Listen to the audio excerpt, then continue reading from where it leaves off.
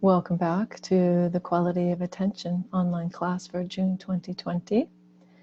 This is week 3 of 6, and our topic is attention to mind.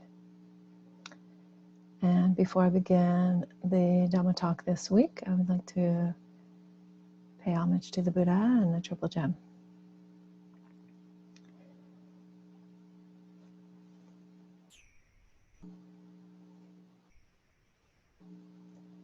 Namo tassa bhagavato arahato samma sambuddhassa. Namo tassa bhagavato arahato samma sambuddhassa. Namo tassa bhagavato arahato samma sambuddhassa. Buddhang dhammang sanghang namasami.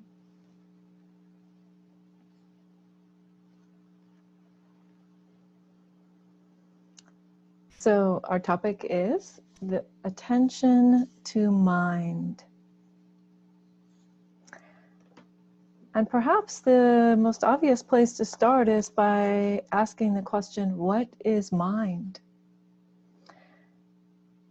Entire Buddhist traditions have been built upon responses to this question, differences of opinion or of experience with this question.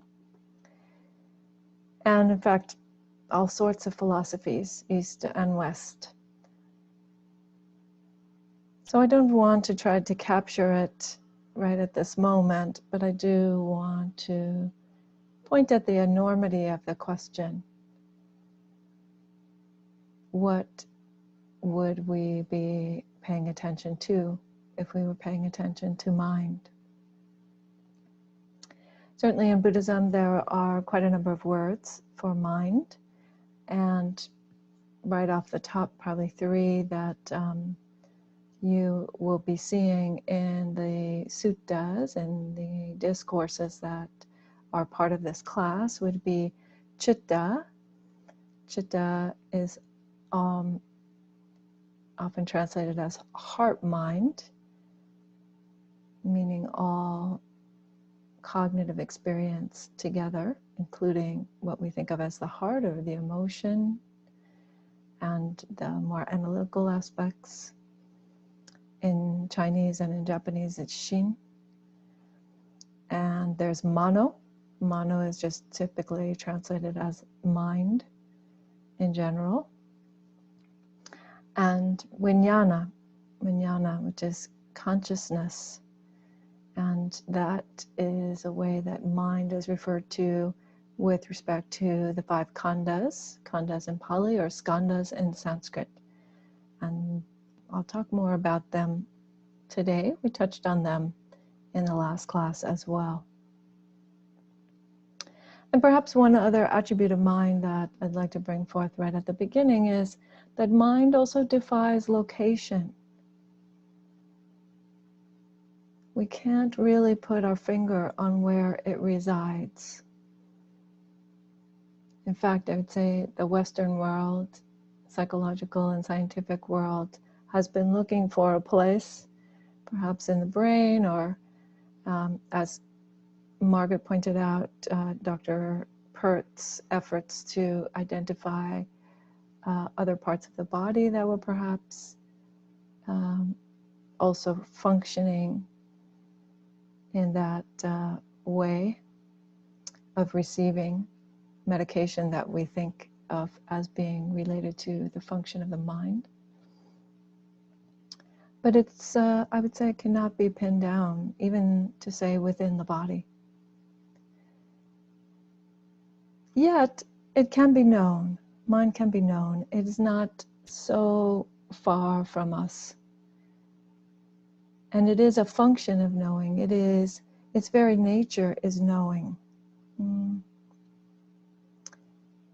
So generally speaking, when we talk about attention, when I talk about attention to mind, then you might think to yourself, well, there's mind, and there's knowing, and there's mind being known. And so in this way, we're setting up a constructed duality. We're intentionally setting up a mind that is observing and a mind that is being observed. And perhaps even the knowing could be understood as a third, depending on how you're experiencing it. And we do this as a skillful means, because ultimately all dualities collapse. All dualities can be seen as empty. But in order for us to begin to experience that, begin to experience the interconnected and process nature of duality, of mind itself, of experience, we need to be able to observe various aspects of mind. And so there is this skillful means of having a look, in the hopes of creating a bit more clarity, in the hopes of being able to tease out aspects of our experience and begin to understand how they relate to each other.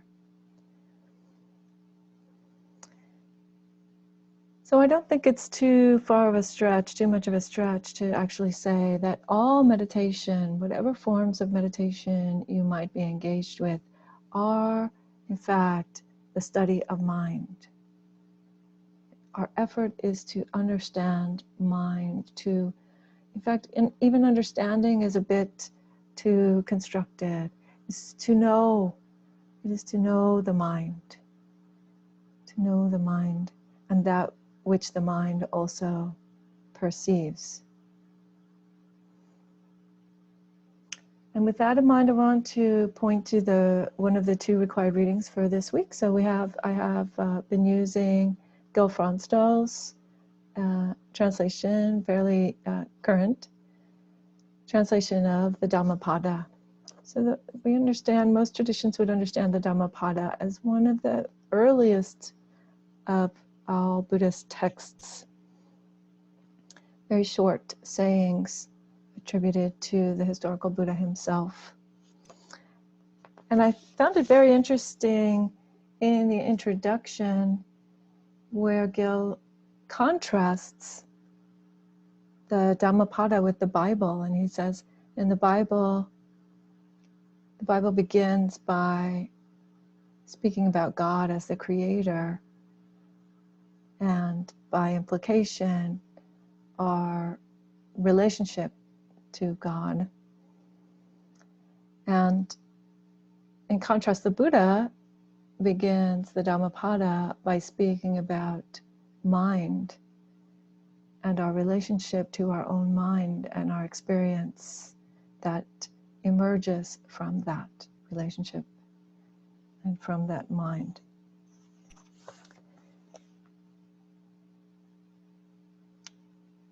So looking at page 1, which Gil has translated as dichotomies, often this is translated as pairs or twins. It again is referring to dualities, the way that the Buddha uses this way of this teaching method of setting up contrasts so that we might learn something from the differences that we see. So these first two verses of the Dhammapada, as translated by Gil, all experiences preceded by mind, led by mind, made by mind. And the word here is mano, or mana, in Pali. Speak or act with a corrupted mind, and suffering follows, dukkha follows, as the wagon wheel follows the hoof of the ox. contrasted with the second verse, all experience is preceded by mind, led by mind, made by mind. Speak or act with a peaceful mind, and happiness follows like a never departing shadow.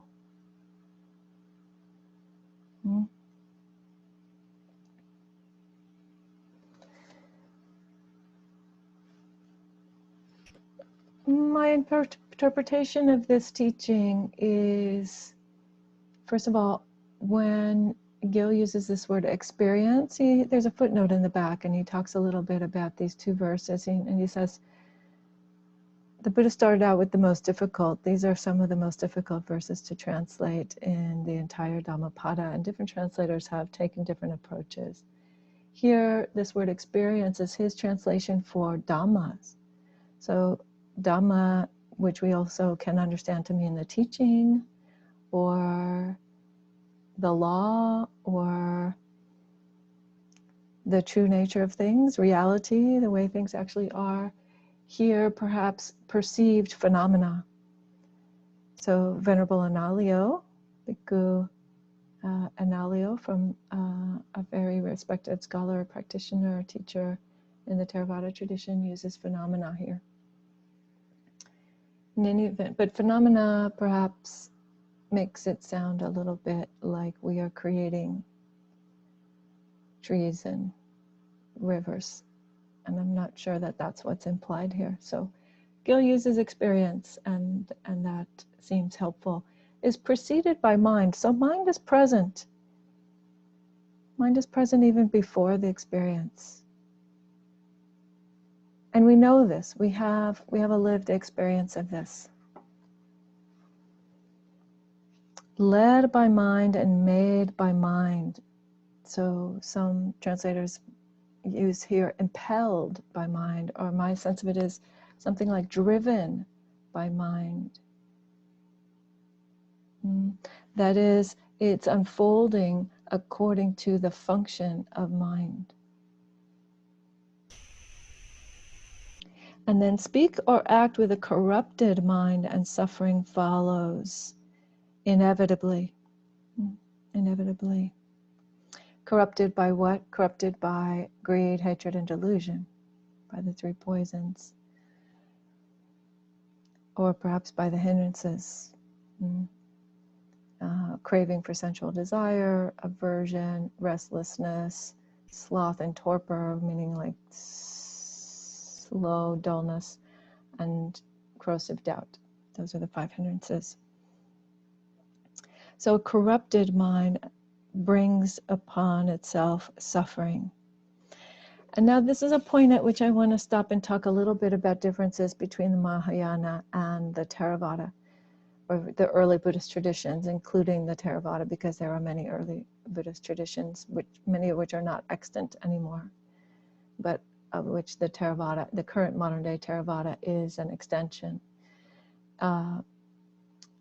So you often hear in the Mahayana traditions especially, or from certain teachers, about the purity of mind, the absolute purity of mind, or the absolute undefiled pure consciousness.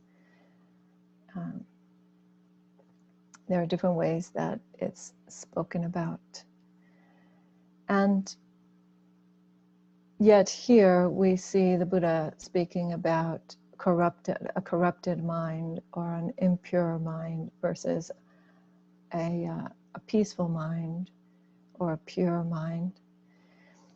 And here's the way that I frame this, because I don't think there's as much of a conflict there as seems immediately to strike the mind. So the way that I understand it is that if we look at our subjective experience, there is a mind that has a sense of greed or lust or grasping after things or experiences or people or places. There is a mind that is full of anger or hatred. There is a mind that is deluded, that is confused, that is clearly not understanding the nature of reality.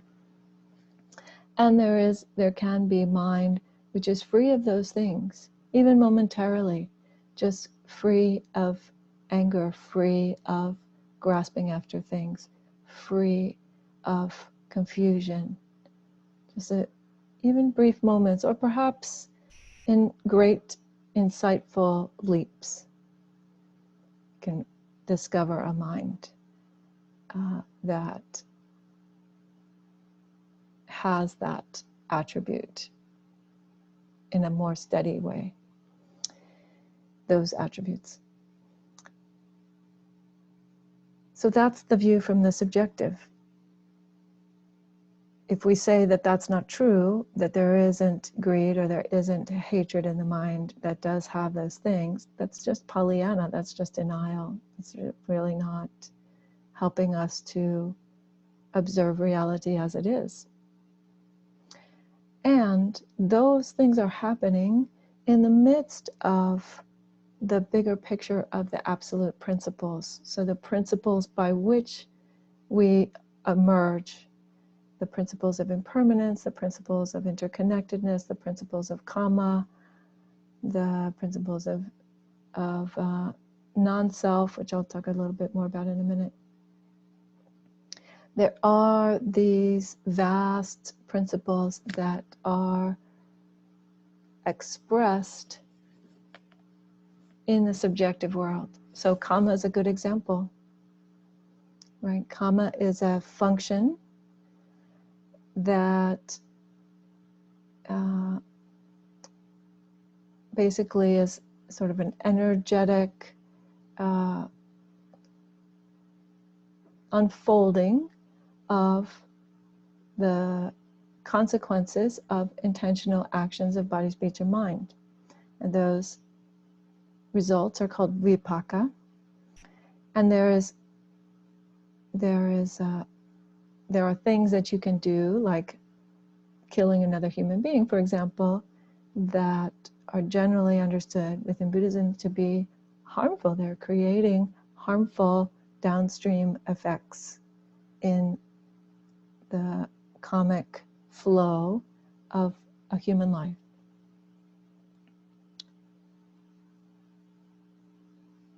But that karma itself isn't pure or impure. It's just a function that's happening. In the same way that gravity, for example, I sometimes use gravity as a metaphor for karma. It's not pure or impure. It's just a function that is happening, that works in the world. So that we wouldn't say that it's wrong or right that the apple falls from the tree. That's just gravity happening, as Newton surmised. So from that perspective, from the absolute perspective, there isn't pure and impure. There is just simply the harmonious function of all things, expressing the principle. So from the perspective of the absolute, there is just phenomena and the principles that are working on phenomena, and there aren't distinctions between good and bad, right and wrong. It's just the way that those functions are happening, like apples fall from trees. From the perspective of the subjective, which is the same thing, right? It's exactly the same thing happening. But in our subjective world, we know that killing living beings is wrong, that is a harmful thing to be doing, taking a life. And so that judgment about it, that division between the right and the wrong, is part of our subjective experience. So when the Buddha talks about a corrupted mind, he's talking about it from the standpoint of the subjective, the mundane view of how we experience our mind.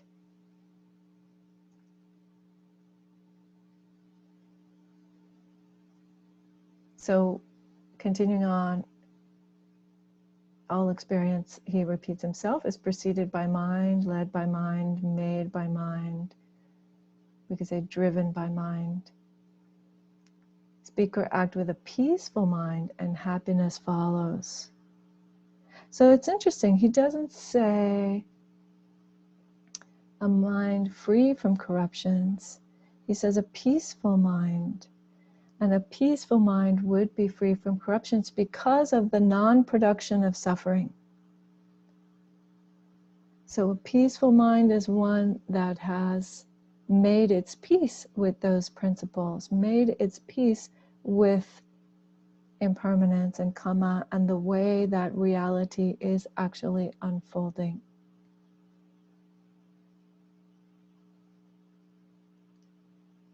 So there's a non-production of suffering in a peaceful mind. That's one way to understand it. And an alignment with things as they are, with reality as it actually unfolds. So for this reason, in the Theravada tradition, in the early Buddhist traditions, we see oftentimes the way that profound, world-changing, life-changing insights are described is yata bhutang jnana dasana, means knowing and seeing things. The jnana dasana is the knowing and seeing, jnana dasana. Yata bhutang, things as they are, things as such. Or as Suzuki Roshi used to say, things as it is. That is what the peaceful mind sees. That is why the mind is at peace, because it has fully settled within, fully become integrated with the reality of things as they are. And then we have the verses on, couple more verses on mind that I want to talk about. Verses on page 9 and bottom of page 9 and top of page 10.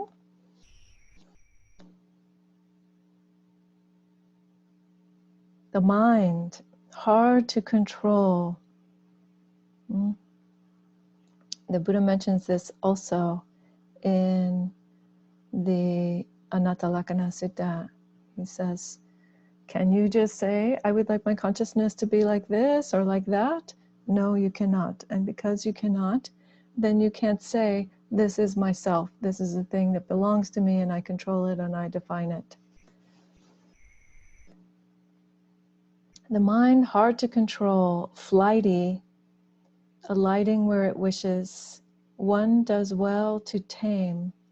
The disciplined mind brings happiness. So the mind is indeed hard to control. I think we have all experienced that in many different ways in our lives.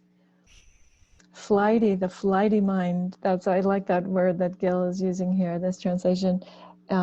It brings to mind for me that kind of sense of being scattered, or as Dogen said, the birds and the monkeys, a mind that's a bit out of hand, or a mind that's in a rut that just keeps going, back over the same ground.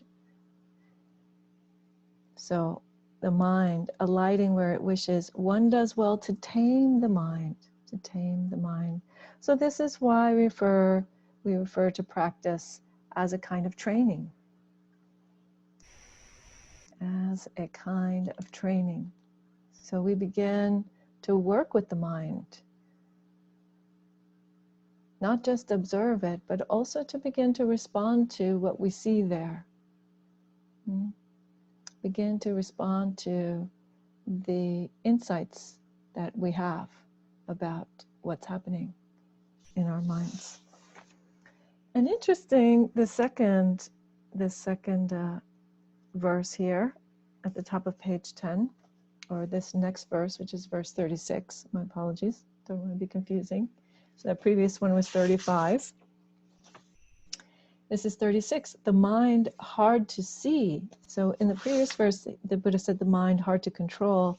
In this verse, he says the mind hard to see. Subtle. So instead of flighty in the previous verse, it's subtle. And yet still alighting where it wishes.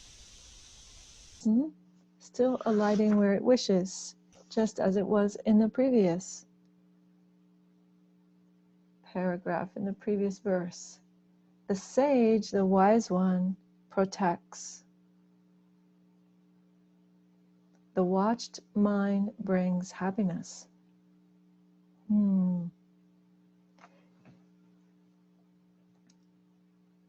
So the mind hard to see, the mind that can only be seen through a refinement of our attention, through a kind of intentionality of attention, through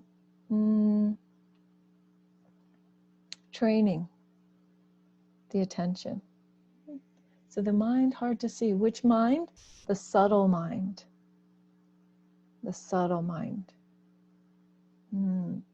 Still alighting where it wishes, the sage protects the subtle mind.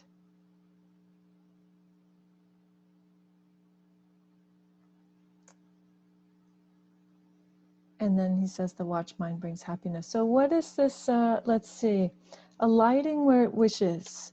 So why is it not flighty if it's still alighting where it wishes? Let me say this. Perhaps some of you have had the experience in meditation that the mind will make a big shift. The mind will, I call it sometimes, change the channel, like on TV or on the radio. The mind will turn on its own. It will choose to turn toward a sensation sometimes, to turn toward the breath, or to quiet down, to slow down, or to relinquish something, relinquish a thought or all thought, or sensations, bodily sensations. So the mind can make these kinds of very, very distinct shifts. Or sometimes people will have an experience of seeing the mind let go of certain kinds of sequentiality, and it can be scary, or it can be beautiful, or sometimes people laugh out loud. It can be funny, suddenly kind of joyful. What happens when the mind makes a shift like this? And it's not something that one particularly chose to do.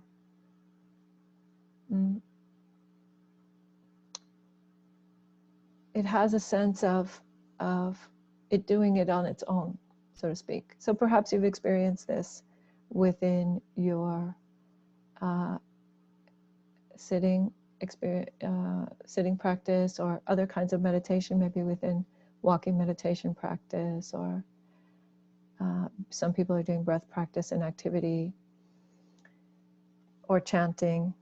The mind will, particularly if you're doing a large number of a particular kind of chant or a mantra, we would typically call them a dharani in Zen. You might also have one of these kinds of shifts.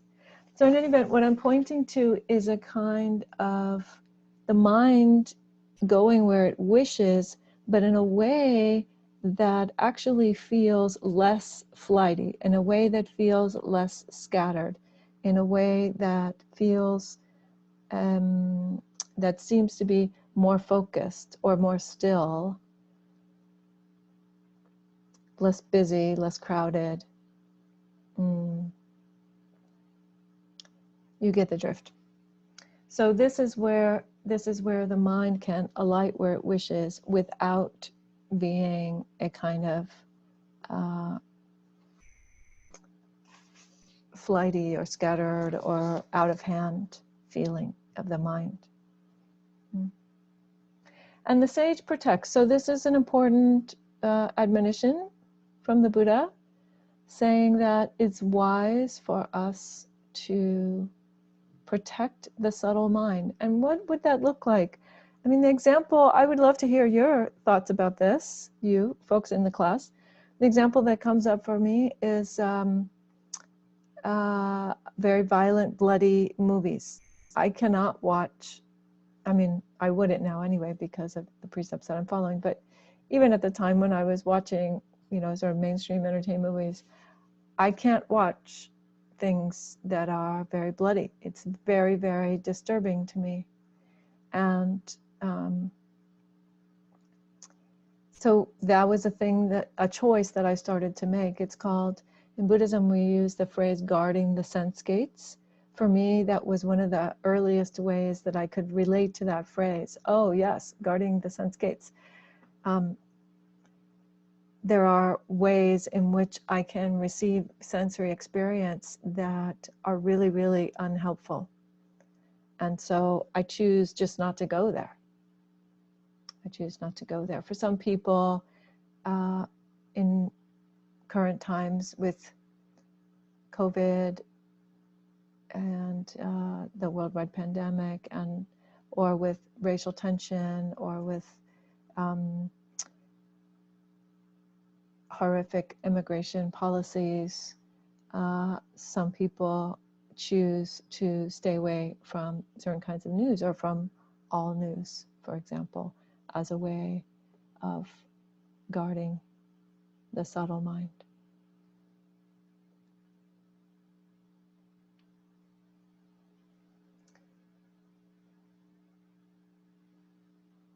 And the watched mind brings happiness.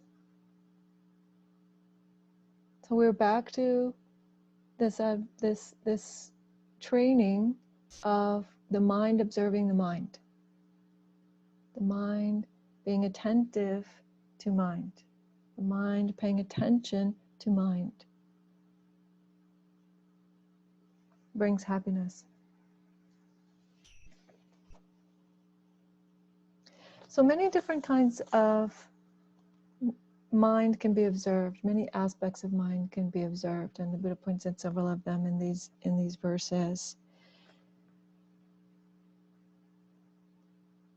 But what I'd like to do is try to relate to various categories, again using the framework of the 5 kandhas or skandhas. So kandhas or skandhas, the word literally means heaps. Sometimes they're, as I said, called the aggregates, or it literally also means a pile or the bulk of something. And so what are the attributes that you might see in the mind, and how would we map those to the kandhas, and why would we map them to the kandhas? So let's have a look. So one thing that might be very obvious would be the planning mind, right? The to-do list, or the how-to mind, or comparative thinking, or complex emotions like love, or any number of different sorts of education, for example, analytical thinking. So all of these fall into the category of sankhara, the mental formations. Sankhara.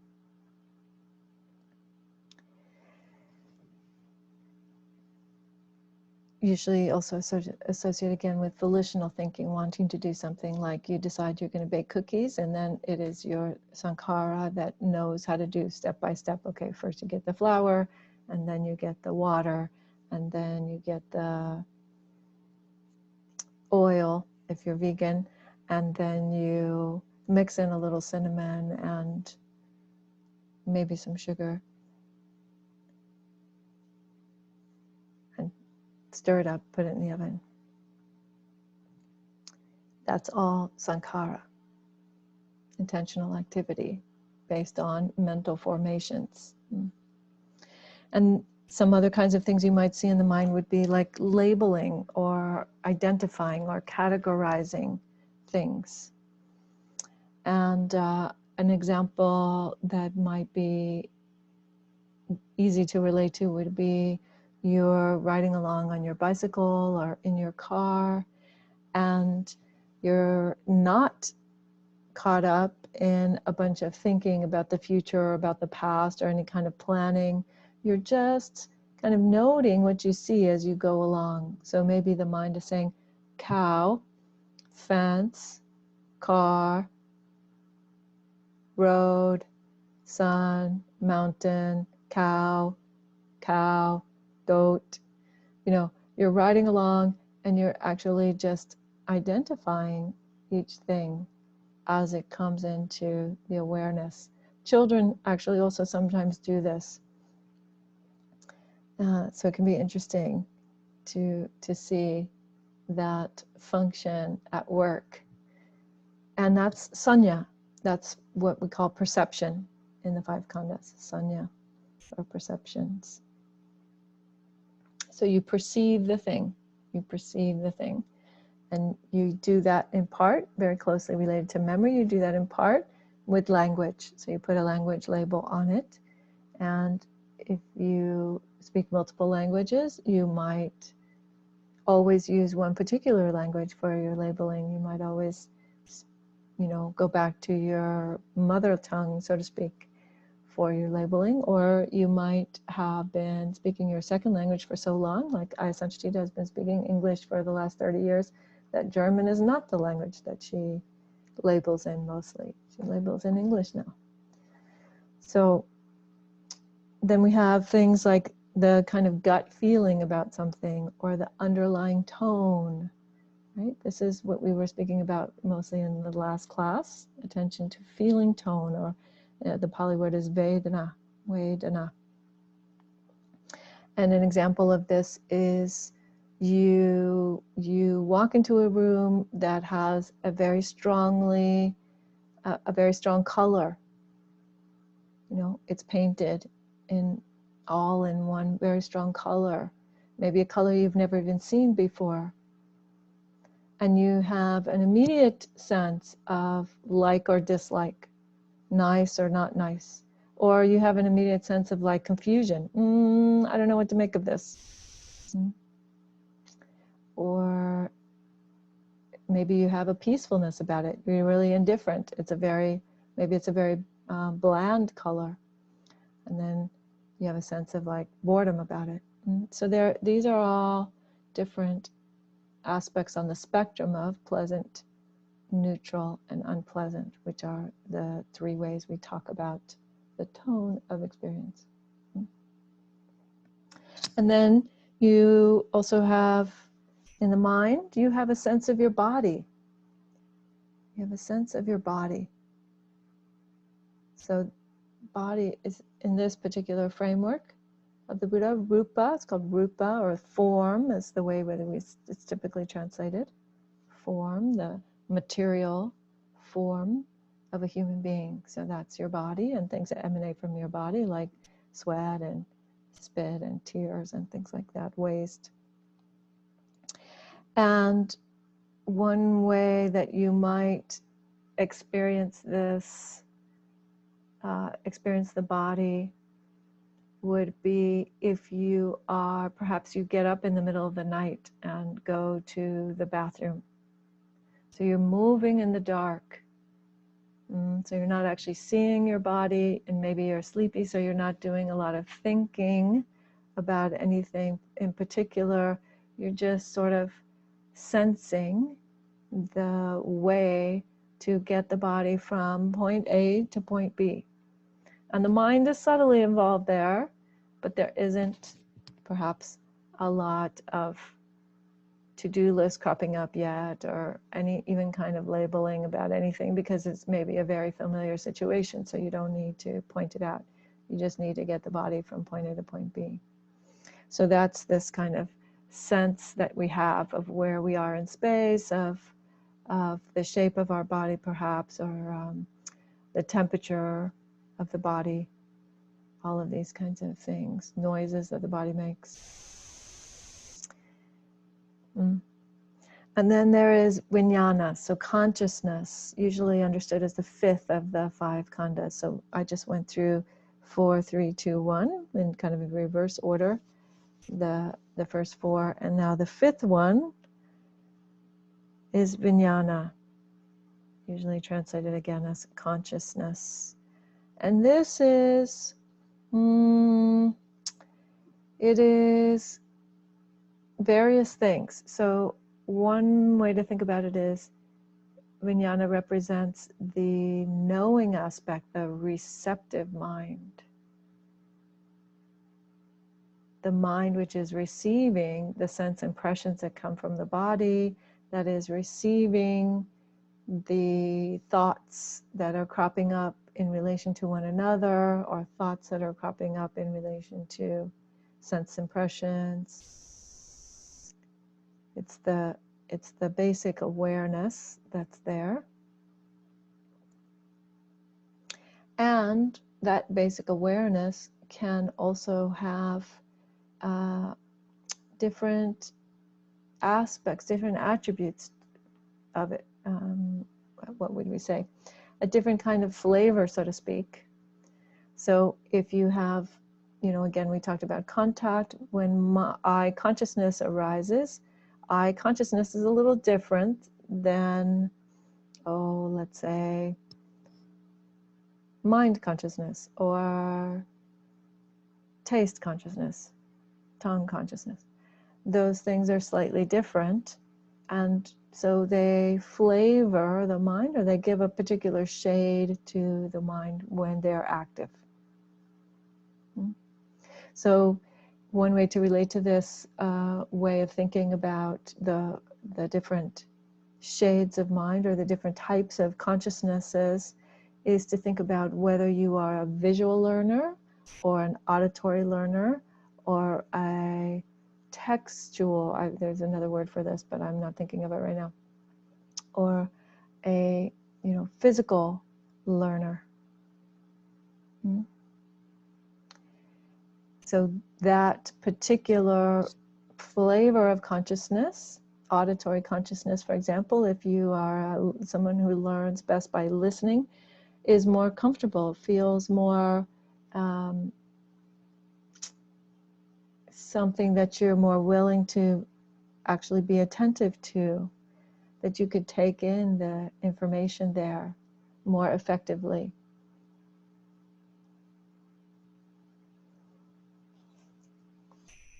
And just to say, in terms of the kandhas, so those are the 5 kandhas.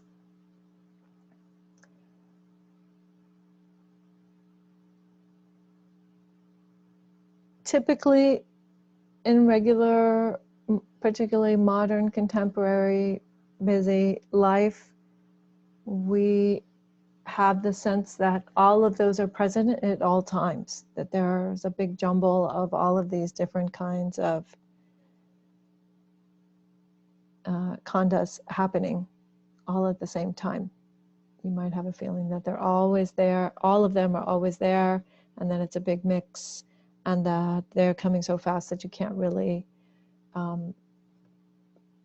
break it apart or see any particular aspect other than perhaps the sankharas, the volitional things, which are pretty obvious. But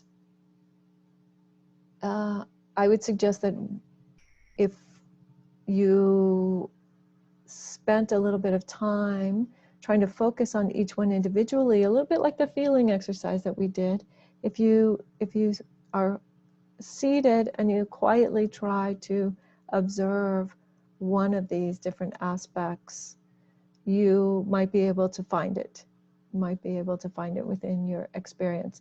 Not necessarily with each and every contact, but that somewhere in the stream of things that are passing through your mind, you might be able to observe, oh, there's a labeling, there's a perception again, there's a label, I put a word on that thing.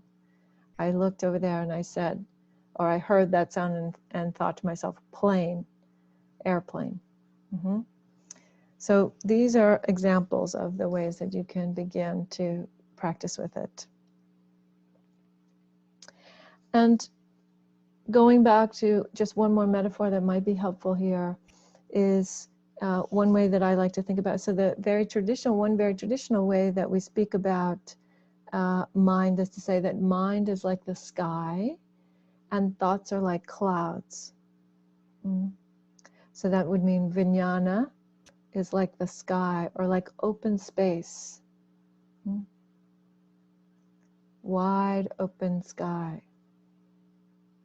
And then rupa would be the air itself. So the way that sky can be known is because it has air.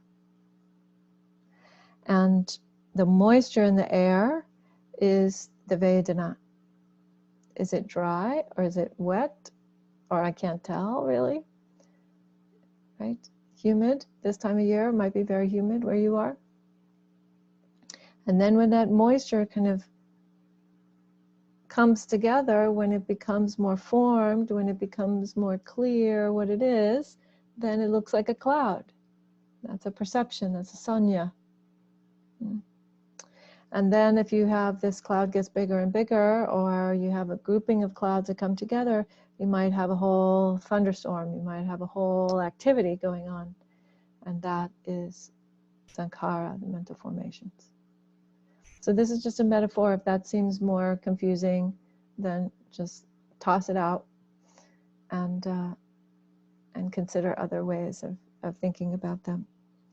But I find it very interesting, going back to the topic of mind or vijnana in particular, you know, the one phrase that comes to mind is a teaching by Shunryu Suzuki Roshi, who was the founder of San Francisco Zen Center, a Japanese man who came over here. I believe it was in the late 50s.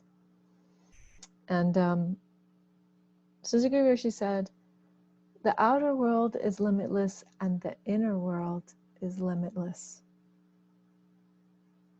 And I really enjoy that phrase because I think that for many of us, it's not hard to understand that the outer world is limitless, at least given the kinds of messages that we receive these days from the scientific community, appropriately so, as best they can tell, doing measurements and various other experiments. But to think of the inner world as well as limitless, to experience that boundlessness, that infinite quality of the inner world, that is something that takes a little practice. And actually that is, speaking of taking a little practice, is a place where the Brahma Viharas, the practice of the 4 boundless qualities, can really be tremendously helpful. But that's tangential to where we are going today. So what? So let's, so perhaps the next question is, all right, we've learned about these different 5 different ways of thinking about body and mind, the 5 kandhas. To what end? And for that, we have the 2 suttas, the 2 discourses from the Samyutta Nikaya. That means, Samyutta means linked or connected. So the 22, chapter 22.23 and 24, the 2 very short discourses by the Buddha from the chapter on the 5 kandhas. So there are literally hundreds of discourses that were given by the Buddha about the 5 kandhas. And in these 2 that I've shared with you for this week, the Buddha says that without directly knowing and fully understanding the 5 kandhas, it is not possible to be free. It is not possible to be liberated. But by fully understanding and by fully knowing the 5 kandhas, it is possible to become free, to be fully liberated. That is a very strong statement. It's a very powerful statement that the Buddha makes about the value of practicing with mind and body in this framework, in this way, looking at these particular facets. And I would suggest that one reason is because we can begin to look at the characteristics of experience and notice that those characteristics of experience are that experience is fleeting, that experience is fundamentally not a self. There is nothing that we can point to in our experience that is a definable self. And finally, that it's unsatisfactory because of those two things, because it's not reifying, it's not actually giving us a leg to stand on with regard to this self that we hold so dear, and it's constantly slipping through our hands. By its very nature, it is constantly slipping through our hands.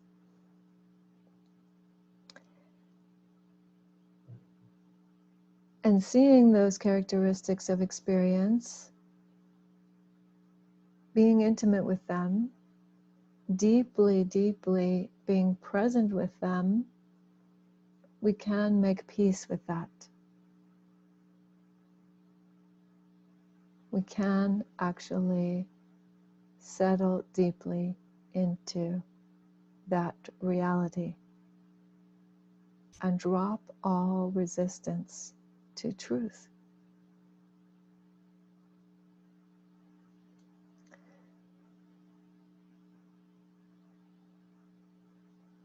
Most of the time we're at war with that reality. Most of the time we are, in fact, I would say, doing our utmost to resist that reality because we're confused about how it works, because we are valuing a misunderstanding or a whole variety of misunderstandings about the way that this body and mind actually are. I want to give you an example, a very simple example of the self, the experience of self, and perhaps by doing that, point out a little bit about why this creates such a strong resistance to the characteristics of experience, the true characteristics of experience. So, here at Aloka Vihara in the winter, in past years, we have been in retreat. We're keeping noble silence, so not absolute silence, but noble silence, which means mostly silence, for a 3-month period of time, from January 15th to April 15th. And during that time, we have a very small crew of people here in addition to the residents. So we have the resident nuns, and then maybe 3 crew members, 2 or 3 or sometimes 4 crew members who are here for a month at a time or for the whole 3-month period. So it's a very stable, very quiet time here at the Vihara, and it's cold because we are in the foothills of the Sierra Mountains. So it's cold, it's sometimes snowy, and so we have a wood stove, and we use a wood stove to keep the house warm and minimize our use of propane. And we also have an urn, a hot water urn, which is basically like the thing that keeps the monastery running, really, because it's the source of tea and coffee in the monastery. And so in the winter, because we have the wood stove going, then what we do is we put a kettle of water on the stove, and when the kettle starts to boil, then we put that hot water into the urn, and that way we also save a little bit of electricity, and we have a constant supply of lots and lots and lots of hot water because we're using lots and lots of hot water. So one day I came in to what we call the stove room, the room where the wood stove is, there right off the kitchen, and the kettle was starting to boil, and so I took it off the stove and I went and walked over to the urn, and at that moment that I arrived at the urn, one of the crew members was there. and she was filling up her thermos. So it was taking her a few minutes to get a little bit of hot water, and I was just standing there with the kettle. And then she finished with her thermos, and I put the boiling water in the urn and filled the kettle and put it back on the stove. And then the next day, I was standing there at the urn, and she came in, and the kettle was boiling. And so she came over with the kettle and was standing there while I was filling up my thermos at the urn. And she said to me, she said, "Oh, yesterday you were doing it to me, and today I'm doing it to you." And in that moment, I was kind of taken by surprise. I was kind of like, oh no, wait, was I doing something to her yesterday? And do I need to apologize now? Or like, you know, what happened there? And then the next thought was, then I realized, oh, I actually wasn't doing anything to her. I was just standing there with the kettle. But her experience was that something was happening to her. So that's a very normal thing. It's not to criticize this person. It's just to say that's a very good example of the way that we relate to experience. We tend to relate experience to our experience as something that's happening to a me, to a self. Or to someone else's self. So when she was standing there with the kettle, she felt that there was something happening to myself. So the difference is, which practice will show us, what a deep and clear study of the mind will demonstrate very obviously, is that there is no such thing. This reality is functioning without the need of a self at all.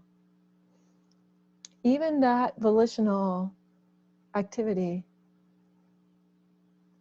there isn't any self embedded in there at all. And you can begin to actually observe that by looking at the mechanism of body and mind. And that's what the kandhas are asking us to do. In fact, again, the Buddha, going back to what does the Buddha mean by this term, directly knowing. So not just fully understanding.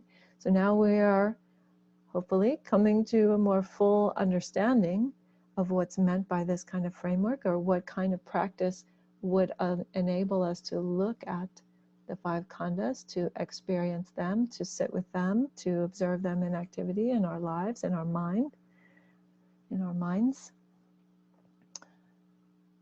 But directly knowing, what is directly knowing, as the Buddha is describing it? So I want to suggest that it's an unmediated experience.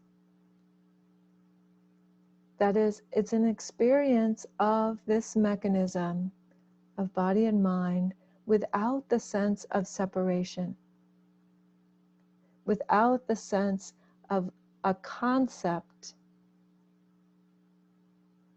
that defines it. So this is why I gave you the Diamond Sutra, and I apologize for some of you if that's new enough material that it doesn't seem to fit in. But the Diamond Sutra and the Heart Sutra as well, to some extent, are pointing at the fact that the concept is not the same as the thing itself. The concept is not the same as the thing itself. Or sometimes the phrase in Zen is, the map is not the territory. The map is not the territory. It's not to say that we don't need maps. We need maps. We need concepts. This whole framework is a concept. But it is not the thing itself. And when we are on the cushion, we can experience the thing itself. If we are clear enough to let go of thinking that we already know what it is. If we bring a kind of deep, sincere curiosity, humility, intimacy, presence, we can have this kind of a direct experience. And that will show us that the self, this idea that we have imputed or imposed upon our experience, the self is so much smaller and so much more constrained than the truth of what this thing is, that of course you want to let it go. When you see that, of course you want to let it go.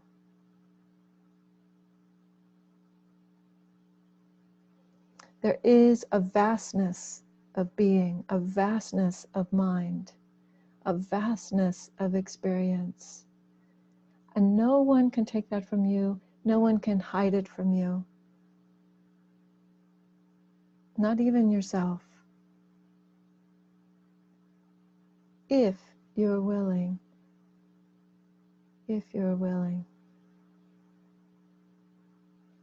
to pay attention to mind.